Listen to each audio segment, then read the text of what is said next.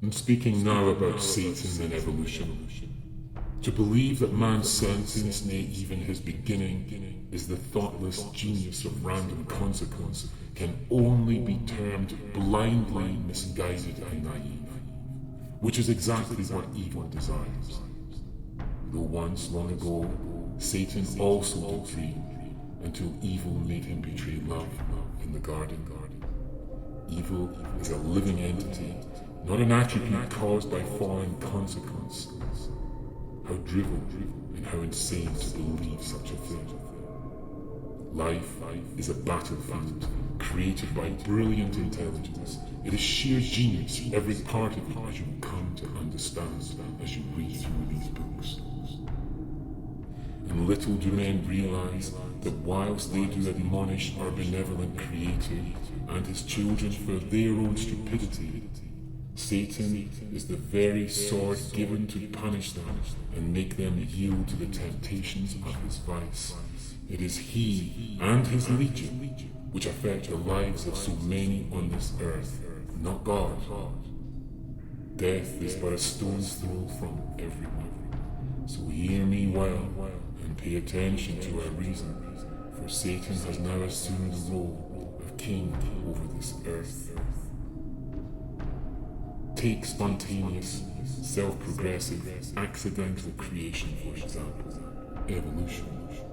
And it should be perfectly clear to any reasoning mind that such a notion is but the daydream of fools.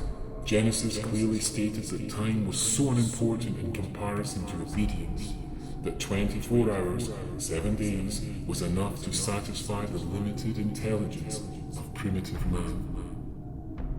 But this is not so in today's world. Men now want the truth, the whole truth, and nothing but the truth, regardless of consequence, and can no longer stomach the obvious, that if God does exist, then evolution is but the vile concept of a wicked man.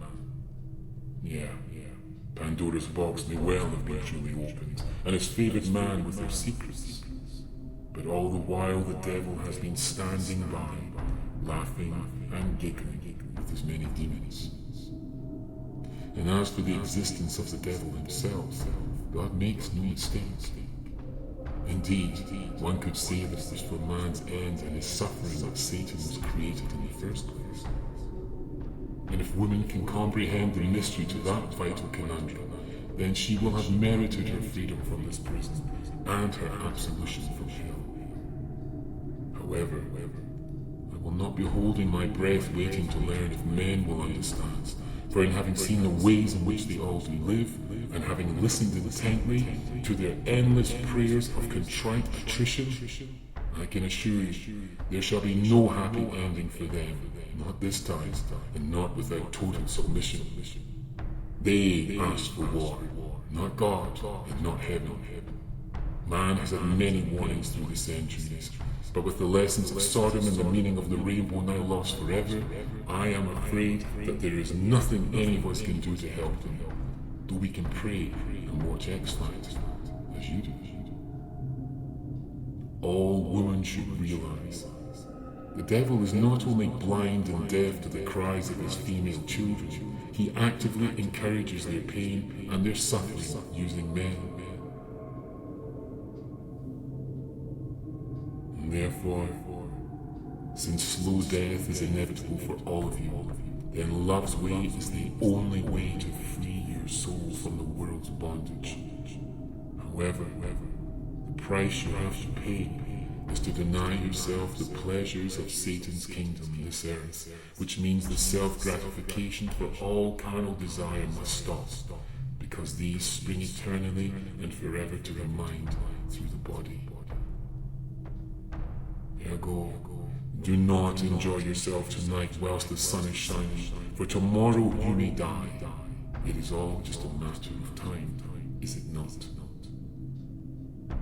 Satan sings long and high over his sweet rebellion here on earth, from behind the darkness which controls the imagination, and he demands that women suffer through alcoholism and violence, of being subjected to threats of sexual abuse and rape and beating, to name but a few of man's loving pleasantries.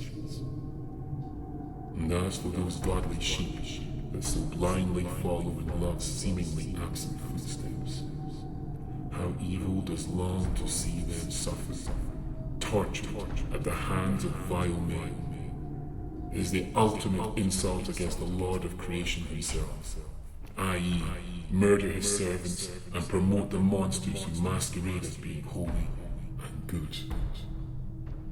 Here endeth this lesson.